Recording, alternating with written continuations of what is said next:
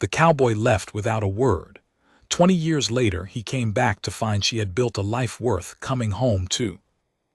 I have spent a fair amount of my life riding toward things I wasn't sure I had the right to want, and the ride into Millbrook Crossing on a Thursday morning in October of 1884 was the longest of any of them, though by the mile it was no more than a morning's travel from the canyon camp where I'd spent the night. I knew the town had changed. I'd heard it from a freighter in Santa Fe who'd come through that country. I hadn't asked about her specifically because I didn't want to know and couldn't stop wanting to know, which is a particular form of cowardice I'd gotten good at over 20 years. What I had not expected was the color. Millbrook Crossing in my memory was a dust-colored place, adobe and wagon ruts, and the particular gray of a New Mexico Territory town that hasn't quite decided what it wants to be. What I rode into on that October morning had color in it. Lengths of cloth hung to dry on lines between the buildings on the south end of town, deep blues and terracotta reds, and a particular gold that caught the morning light.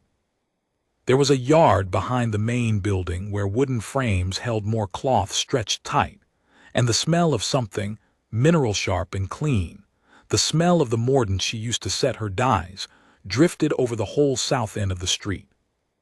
I sat my horse at the edge of town for a longer time than was reasonable, looking at the color, and then I rode in.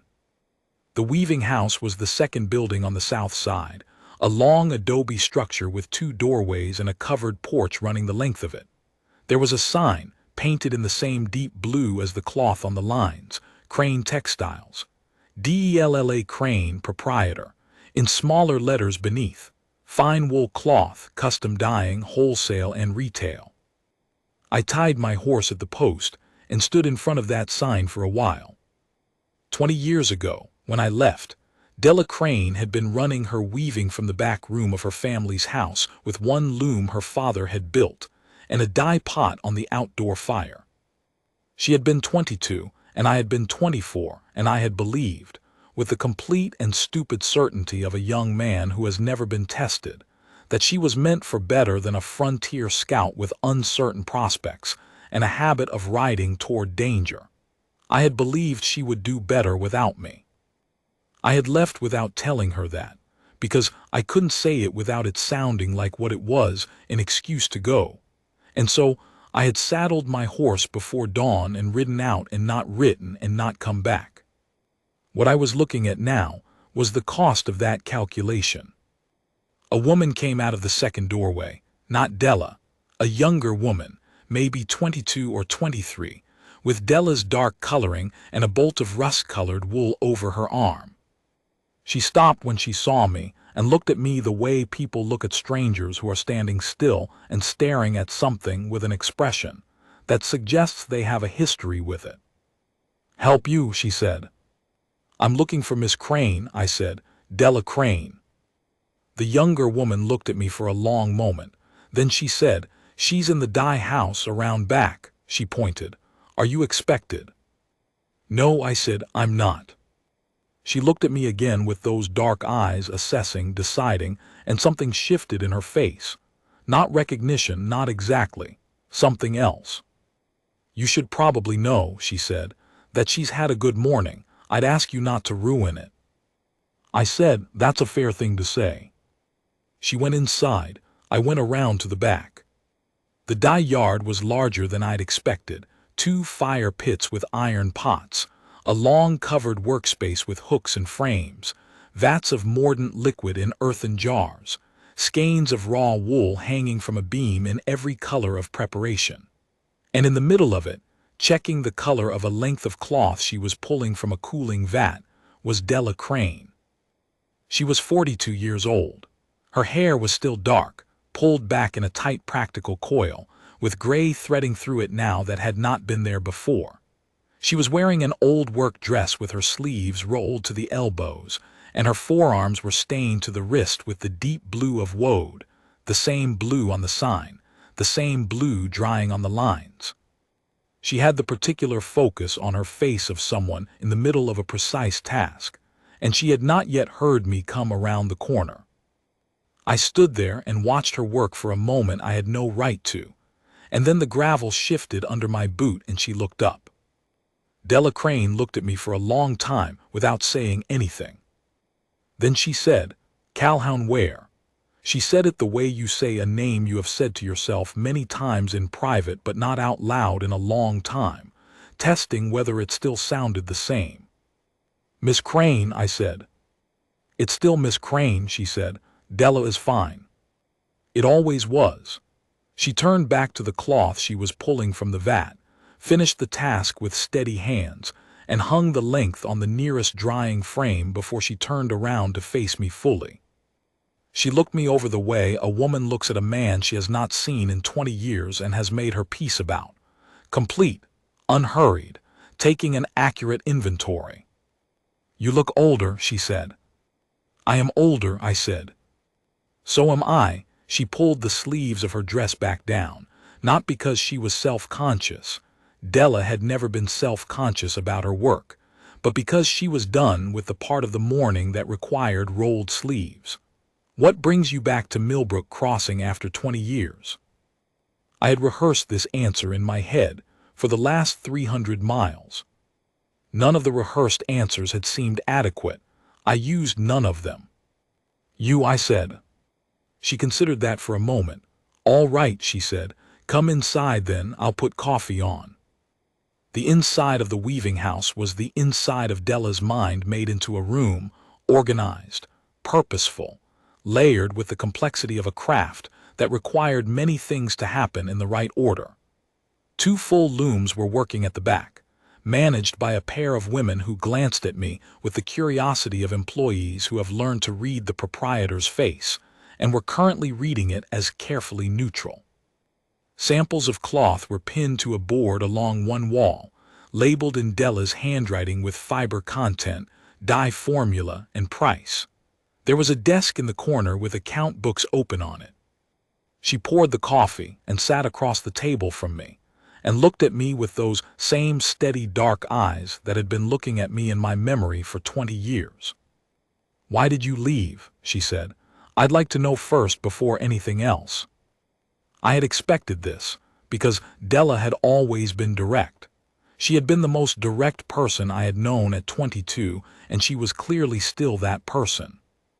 "I thought you deserved better than what I could give you," I said. "I was a frontier scout with no land and no fixed place and no prospects beyond the next contract. I thought you'd do better if I left the door clear." She looked at me for a long moment. "Did you think to ask me," she said, "what I wanted the door clear for?" "No," I said. "Did it occur to you that I might have an opinion on the matter?" "Not clearly enough," I said. "No." She lifted her coffee cup, set it down, looked at the table. "I was 22 years old," she said, with a quietness that had more weight in it than anger. "I had 1 loom and a dye pot and a younger sister to look after and a father who was already sick. And you rode out before dawn without a word, and I didn't know for 3 months whether you were dead." She paused. "I wrote to the territorial office. They said you'd taken a contract up north, so I knew you were living." "I should have written," I said. "Yes," she said. "You should have." She looked up. "I did not spend 20 years broken, Calhoun. I want you to understand that before you say whatever else you came here to say. I built this, on my own, with help from people in this town who were worth helping and worth being helped by. I have 12 employees and a wholesale account in Santa Fe, and I export cloth to 3 buyers in the East. My sister Opal has a good life. I'm not sitting here with a wound you can come back and fix." "I know," I said. "I can see that." "Then what are you here for?" She asked it without anger, which was worse than anger. Genuine inquiry from a woman who had done her mourning and moved on and was now trying to understand the arithmetic. I told her the truth, which was the only thing I had left. "I came back because I have spent 20 years proving myself right about leaving and ended up proving myself wrong instead. I have land now, a small place south of Socorro. I have savings. I have the fixed address I thought you needed me to have before I had any right to you. And I rode back here to tell you that, and to ask if there's any part of you that's willing to consider whether 20 years of building something in different places adds up to anything worth talking about, and to apologize properly for leaving the way I did, which I should have done first. I held her gaze. I'm not here to ask you to give up what you've built. I am here because I couldn't stay away any longer and couldn't come back without having something honest to say. Della looked at me for a long time. Then she said, Opal is going to have something to say about this. The woman out front, I said. My sister. Yes, the corner of Della's mouth moved, not quite a smile, but in the direction of one. She's been waiting for this conversation longer than you have.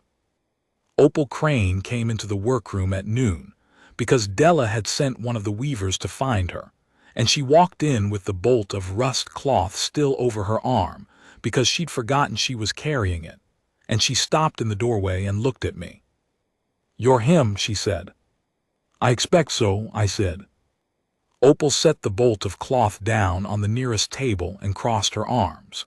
She was 23, with Della's directness and a quality of contained heat underneath it that Della had learned to discipline over 20 years, and Opal had not yet needed to. You left her, Opal said, before dawn without a word. She was 22, and she had me to look after, and our father was sick, and you just went. Yes, I said. Do you understand how bad that was? Better now than I did at the time, I said, which is not a satisfying answer, I know. Opal looked at Della. Della was watching this exchange with an expression of neutral attention, the way she watched most things. Opal looked back at me. She never blamed you out loud, she said. She never said a bad word about you to anyone in this town. She just went to work. Opal's voice had something in it that was fierce and not quite anger, something more like the emotion of a person who has watched someone they love carry something heavy for a long time and is not sure the person responsible for the weight has any idea what it weighed. She built all of this, every loom, every vat, every account, while you were gone. I know, I said, I can see it. And you think you can just ride back in and… She stopped. No, I said. I don't think anything that simple. I came back to say what I should have said 20 years ago and to find out if there's anything left to be said. I'm not asking for something I haven't earned. I know I haven't earned anything. Opal looked at Della again. Something passed between them that I couldn't read, the particular shorthand of two people who have lived together through hard years. Then Opal picked up the bolt of cloth and said, I'll be in the dye house, and walked out. Della looked at me. She's protective, Della said. She has cause to be, I said. She does. Della stood up and went to the window that looked out on the dye yard, the cloth on the lines, the blue and red and gold moving in the October wind. You asked if there's any part of me willing to consider it. That's a careful way to ask. I was trying to be careful, I said. I have not always been, and it costs. She was quiet for a moment, looking out. I have thought about you, she said. Across the years, not constantly, I was too busy to think about anything constantly, but sometimes. I thought about what I would say to you if you came back and whether I would say it and whether I would want you to come back at all. She turned from the window. And I decided, at some point, I don't remember exactly when, that if you ever came back I would not pretend that I wasn't glad to see you. Because I am. I'm angry and I'm glad, and those two things have been sitting in the same place for 20 years, and that's where they still are. That seems right, I said. I don't deserve one without the other. No, she said. You don't. She looked at me steadily.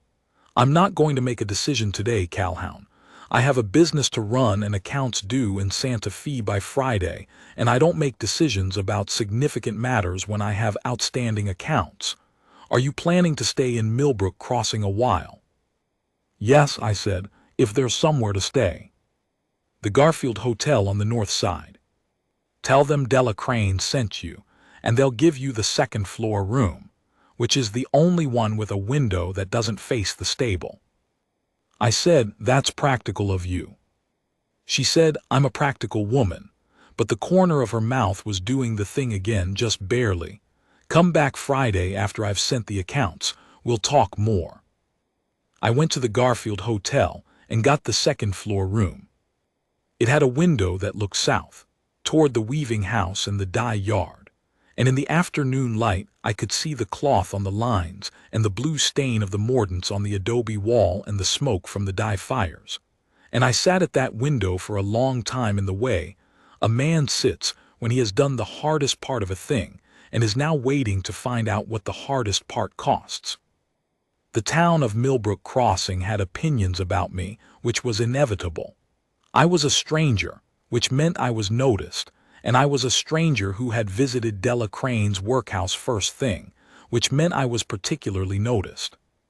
By the end of the first day, I had been looked at carefully by most of the town's permanent residents, and by the morning of the second day, 2 men had made a point of being near me at the same time, separately, not together, in a way that said they were Della's neighbors and were paying attention. Neither of them was unfriendly. They were the particular kind of friendly that means, "We see you, we know why you're here, and we are withholding judgment but not withholding attention." I understood it. A woman runs a successful operation for 20 years in a town, and she becomes part of that town, and the town has feelings about who comes back from her past. On the second morning, I went to the mercantile to buy supplies I didn't need, because it gave me a place to be other than the hotel room and the street outside the weaving house, and I ended up talking to the proprietor, a large, deliberate man named Harker, who had the look of someone who had been in that territory a long time and had formed his views on most things. We talked about the range conditions south of Socorro, which I knew, and the freight situation through the territory, which he knew, and after a while he said, with the directness of a man who sees no reason to pretend, "You're the one who left Della Crane before dawn 20 years back." "I am," I said. He said he weighed out the coffee I'd asked for. "She never talked about it, which told us what we needed to know." "About what?" "About how much it cost her," he said. "People who don't talk about something aren't over it. They've just decided not to put it on other people." He handed me the coffee. "She built a good thing here. We like her." "You're telling me something," I said. "I'm telling you she built a good thing here," he said, with the emphasis on the first word, "and that she's worth being straight with." "I know that," I said. "Good," he said, and that was the end of it. I came back on Friday, as she'd asked. The accounts had gone to Santa Fe. Della met me on the porch of the weaving house with 2 cups of coffee, and we sat in the 2 chairs there in the afternoon sun, and she told me about the last 20 years. Not everything, the shape of it. The father dying in the 3rd year, which had cost her the house but not the loom.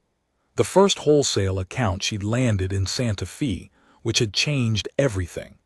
The fire in the dye house 2 years back that had cost her 6 months of work, and which the town had helped rebuild, which was how she'd come to understand that she'd put down roots she hadn't been trying to put down.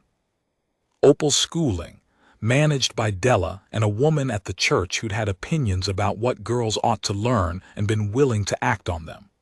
The years that were lean and the years that weren't, and how she'd learned to tell the difference before it became urgent. She told it plainly, the way she told everything. When she was done, I told her about the 20 years I'd had, the scouting work up north, the years down into Mexico, the land I'd bought slowly with the savings of a man who had nothing else to spend money on, the work I'd done that I was proud of, and the work I wasn't, the times I'd thought about writing and hadn't, which were too many to count honestly. She listened to all of it without interrupting. When I finished, she said, "You bought land." "South of Socorro," I said. "A small place. Good water, good grass. I've been running a small herd, 40 head, it's not large." She looked out at the dye yard. "I'm not going to move," she said. "I want you to know that before anything else. This is my operation, my town, my 20 years of work. I'm not giving it up for anyone." "I'm not asking you to," I said. I have a place, you have a place, those are two places. She looked at me. What are you asking then, specifically? I thought about it. I'm asking to be allowed to come back, I said. Not to take up where we left off, that's gone. But to start from where we actually are, which is two people who knew each other once and have been building different things in different places and might be willing to find out if those things are compatible. I held her gaze. I'm asking for the chance to prove I'm worth your time, not your sacrifice. Your time. Della was quiet for a moment. A weaver moved through the dye yard behind us, checking the lines. The cloth moved in the afternoon wind. Opal doesn't trust you, Della said. I know. She has good reasons. She does. She said, Della said, with a careful neutrality that told me this had been a genuine conversation, that you leaving was the best thing that ever happened to this business, because it made me build it myself, and that if you'd stayed, I might have let you be the reason things didn't work, and that she is grateful to you for being a coward because look what it produced. I looked at the weaving house, the cloth on the lines, the dye yard, the sign. Opal is right, I said. That's the accurate version of what happened. She also said, Della continued, that if you're back to cause trouble she'll take it personally. Also reasonable, I said. Della set her coffee cup down. Come to supper tonight, she said. Opal cooks on Fridays. You can sit across from her and be uncomfortable, and we'll see how you handle it. I said, I can handle being uncomfortable. I know, she said. I'm curious to see if you can handle Opal. Opal's supper was a leg of lamb with the kind of spicing that said she had been paying attention to what could be grown and traded in that territory for a while. And she cooked it well and served it without ceremony, and sat across from me, and watched me eat the way a younger sister watches the man who once hurt her older sister, with the particular vigilance of someone who loves someone, and is deciding whether to put the past down or hold onto it as a tool. I ate the supper and said it was good because it was. Opal said, Della taught me to cook. She taught you well, I said. She taught me everything useful I know, Opal said. After our father died, she was the one who held this household together. She was 25 and she was running a business and looking after me, and she did it without once saying she couldn't. That's the kind of person she is. I know what kind of person she is, I said. I knew that 20 years ago. It's part of why I was a fool to leave. Opal looked at me. Part of it. Most of it, I said. The rest was plain fear. Of what? Of not being enough, I said. Of being what held her back. Opal was quiet for a moment. She looked at Della. Then she looked back at me. The difference between you and what she actually faced, Opal said, is that what she actually faced was real and she handled it. What you were afraid of was something you made up. Yes, I said, that's correct. Another silence. The lamp between us threw even light on the table. Then Opal said, she talked about you twice that I know of. Once when our father died because she was very tired and she cried, and she said your name once and I don't know in what context because I was very young. And once when the dye house burned, because in a crisis a person thinks of what they lost and what they have, and apparently you were in both categories. She looked at me very directly. That's all I know. I'm telling you because you should know what you cost, and because she won't tell you herself. I said thank you. Opal refilled my coffee, which was, I understood, a significant gesture. The weeks that followed were the particular kind of difficult that comes from doing something right when you have a long record of doing it wrong. I stayed in Millbrook Crossing. I made myself useful in the ways a man can make himself useful without making himself necessary, which was the line I had to walk, because Della had made it plain that she had not spent 20 years building something solid to have someone come back and start leaning on it. I helped Harker at the Mercantile when an extra hand was needed for a large delivery, because I had a horse and the use of my back and there was no reason not to. I cleared the road above the dye house after a fall windstorm brought down a cottonwood across it, because the cottonwood was blocking the track and someone needed to clear it. I did not do these things in front of Della or speak of them to her. They were just the work of a man who is in a place and has capable hands. Della and I fell into a pattern of talking, most evenings, on the porch of the weaving house or at her kitchen table. We talked the way people talk when they are relearning each other, carefully at first, then with more ease as the ease became warranted. She told me about the weaving, which I knew nothing about, and I found I was genuinely interested because it was genuinely interesting. The way a color was produced, the chemistry of the mordants, the specific qualities of the territorial wool that made it behave differently from the eastern fleece she sometimes received. She asked me about the land south of Socorro and what I was running on it, and she asked practical questions about water rights and grass management that told me she had been thinking about land as a business matter for a long time. One evening she showed me the pattern book she'd been keeping, 20 years of dye formulas and weaving patterns, annotated in her small, precise handwriting, a record of everything she'd figured out and every mistake she'd made and corrected. It was a remarkable document.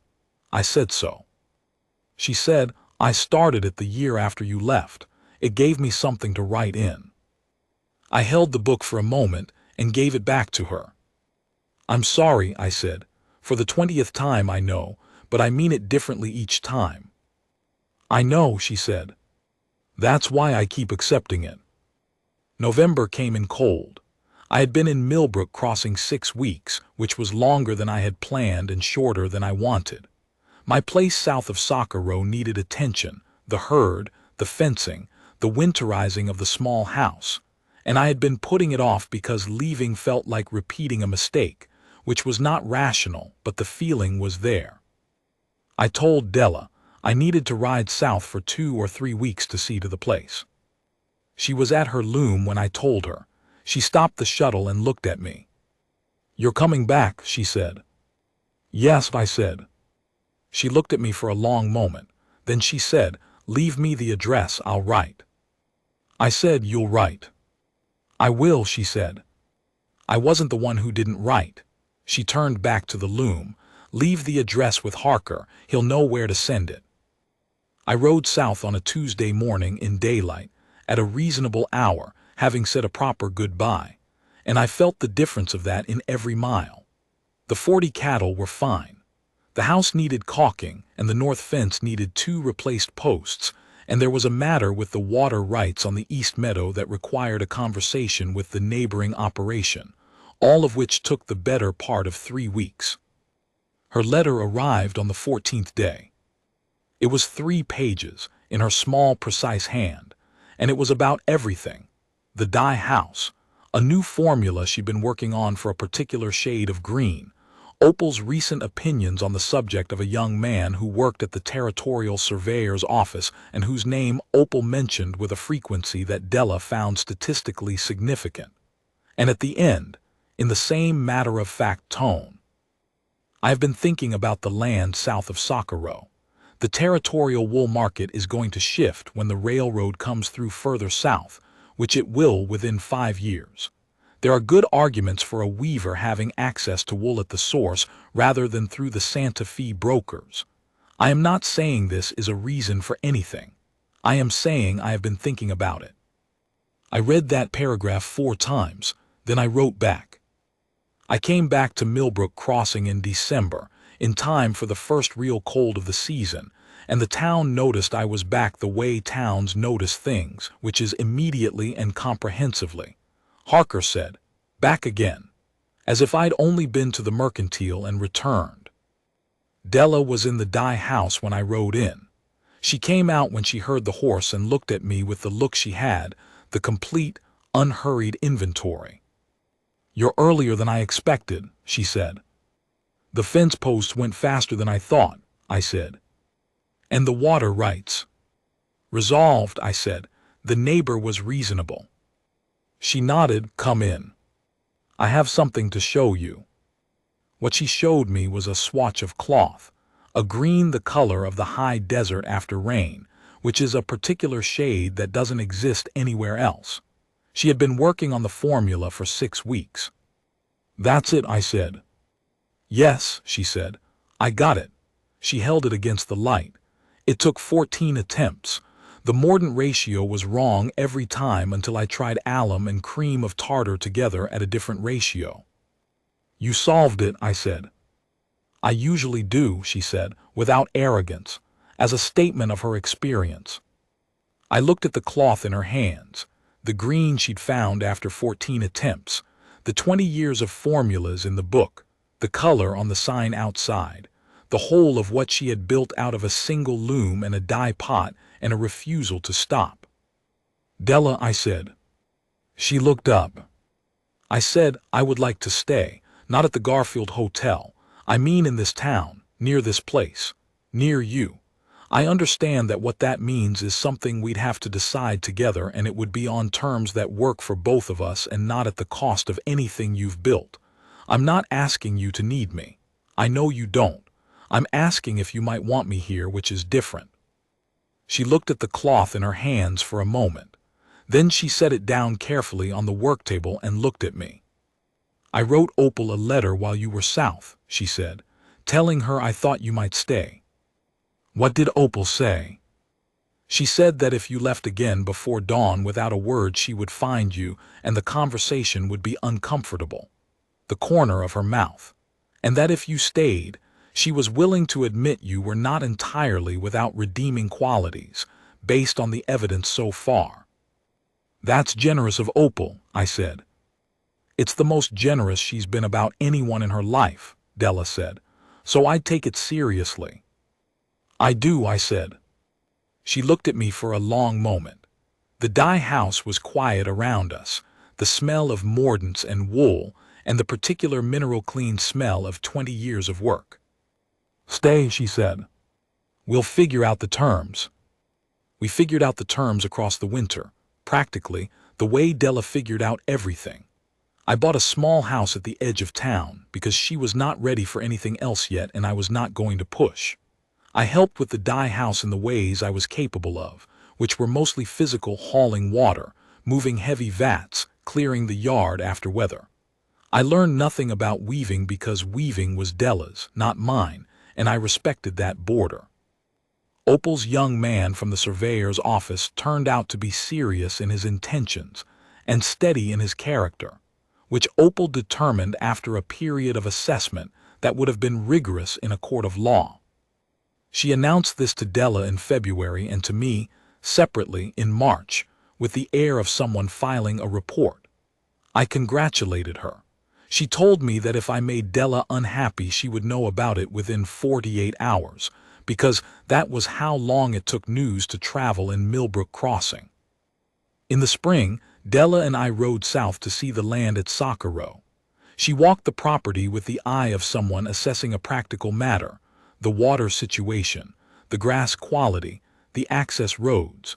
She asked questions about the wool from the territory flock I was running and made notes in a small book she carried in her coat pocket. On the ride back she was quiet for a long time.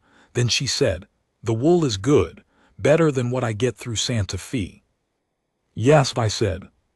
"The formula I'm working on for the deep red requires a specific mineral content in the water," she said. "The stream on the south parcel has it. I tested the sample you brought in January." "I remember," I said. She was quiet again for a while. "I'm not moving," she said. "The weaving house stays in Millbrook Crossing." "I know," I said. "But there are practical arguments," she said, "for a second site, a place where the wool is processed before it comes to me, where someone I trust manages the raw material end of the operation." She looked at the road ahead. "That's a business arrangement. That's separate from anything else." "It can be," I said, "or it doesn't have to be." She looked at me sidelong with that expression, the complete unhurried inventory. "No," she said. "It doesn't have to be." We were married in Millbrook Crossing in June, in the same practical way Della did most things, at the county registrar's office, with Opal and Harker as witnesses, followed by a supper that Opal cooked, and the town attended because the town had decided it was an occasion, and there was nothing to be done about it.